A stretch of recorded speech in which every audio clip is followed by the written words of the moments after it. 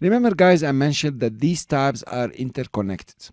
So if you come to the layout tab and you choose frame, you will notice that in the text tab now you have the scroll option, which has three options: the roll and the scroll and the steal.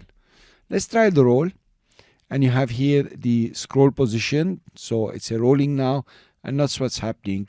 Here you are. You can create now an animation scrolling the text. But honestly, if you come to titles and use scroll, is much interesting than this one, because you will have problems animating it. The next option will be quite interesting. It's the scroll option.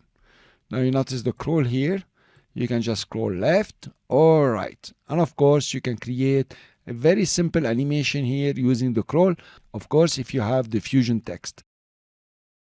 This is one way to scroll your text or scroll your text if you like to use it. You can establish the keyframes, it's very easy, and you have a simple scroll if you don't want to animate with the video tab just over here.